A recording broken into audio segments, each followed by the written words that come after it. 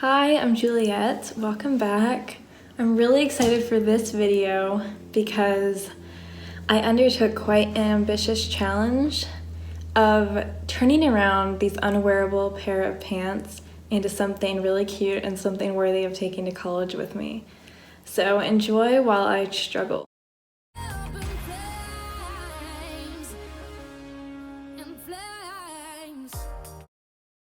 This all started because I really did not want to part with this old pair of corduroy pants that had a massive hole ripped in the knee from when I fell while I was roller skating.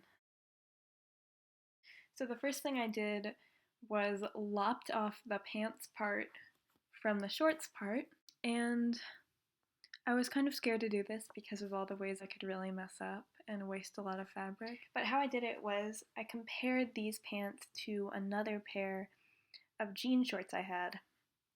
I took my measuring tape and I measured the length from the crotch to the end and the length from the hip to the end. And even though these shorts are designed slightly different and I had to make accommodations for that, for the most part, the shape and structure of the shorts were the same because, they fit my body, they should be. So I cut those off and was pretty happy with it. The edges were pretty unfinished, and I left them a little long on purpose so I could fold it over. And so I decided to fold them inwards so it looked less DIY. And I pinned them all around, making sure I cut evenly. And I checked them by folding the shorts on top of each other and making sure that the lines of the front and the lines of the part by the booty matched, if that makes sense. Then I referred to my designs I had done in the meantime. I started with a design that was already on my backpack and I could easily steal it. And then I actually used my imagination and I made some others. And actually, my preferred ones in the end were the ones I came up with myself. What do you know? So I transferred this design that I had chosen onto the shorts. It was my favorite by far. And decided this was working pretty well. I was pretty happy with what I was doing here. I tried to make sure that the distance from the edge and where I was sewing stayed the same throughout because I did not want it to go off course. I spent a lot of time sewing with the radio on, which is something I don't do often because I hate ads, but it was kind of nice feeling like I was in the old times, sewing, radio, all that old technology. And it was really relaxing too, and didn't take nearly as much time as I thought it would. And it was kind of fun to figure out how to do the patterns based on the designs I'd sketched, having never done them before. Once I was done with the blue all along, I moved to the yellow. This was much more fun because I got to kind of bunch it up, move the needle in and out, and then pull it all through. Really satisfying. And for my knots, I made sure to tie double knots or hide the tails, which is when I move the thread through the seam where they wouldn't be seen. And this adds extra security because it's further away from the last hole you made and it will keep it from unraveling as easily.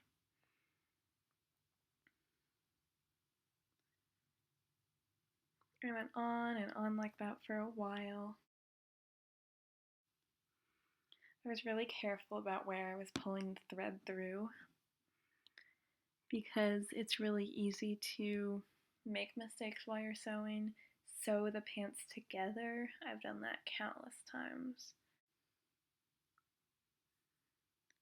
So I was really a perfectionist about it, only because I want these shorts to look bohemian, but also like you could buy them from a professional clothing line. So somewhere in between.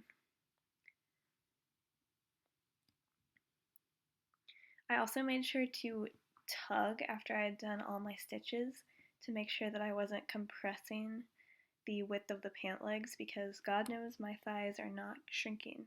Then I noticed that Despite trying really hard to keep the margin the same across, on the right side it was a little bit, the stitches were a little bit higher up than on the left, but it wasn't really enough to bother me.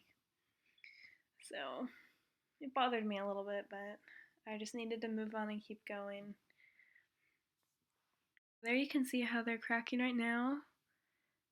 I had everything together. Oh, this is when I had put the little dots in the pattern on one side, and I almost liked the way it looked without better, but for the integrity of my design, I decided to keep going. I also didn't want to undo all those little tiny stitches I had made.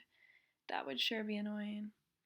Once I was done with everything, I decided it would look good if there was another line of pattern on the top, kind of in the inside of the pocket. It would look pretty hip and pretty fashionistic, whatever that means. So I chose a different pattern of all the ones I had concocted. Sewing the top section was a lot less daunting than the whole bottom, because obviously it's a lot smaller of an area to cover. It was also a simpler design than the last.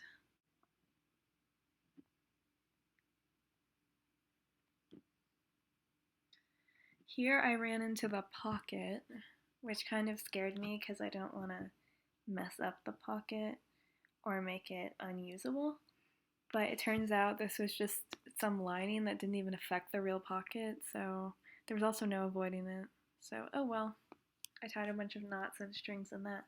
By the way, the underside of the shorts that you don't see just look like a tangled jungle. It's pretty funny. But that's why they're on the inside. Also, I have this fear of this whole thing unraveling over time, which it will. But they might last me a few good days.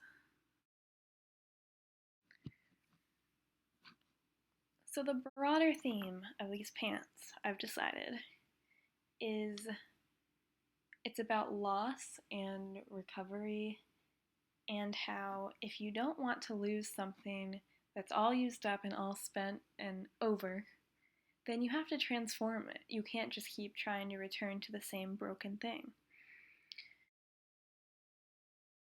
I've learned this in a few ways. One is actually with these shorts.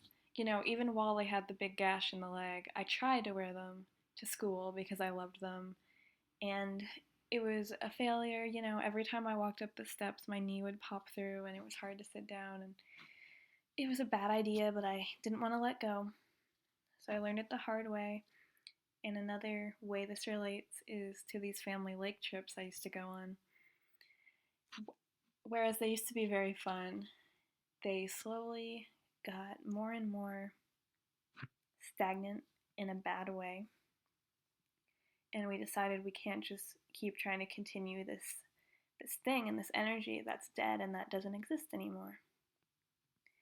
So we decided that if we ever go back there during the summer, a few things need to change. A few things need to transform. And a few things needed to transform with these pants.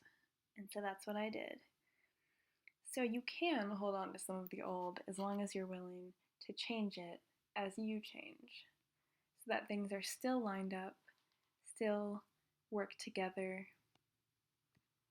and it isn't a battle for what's already gone. So here they are now, with the bottom and top part complete. Oh, and that little heart on the left side had already been there from when I was trying to salvage them, make them cuter, and distract from that big rip in the knee a few years ago.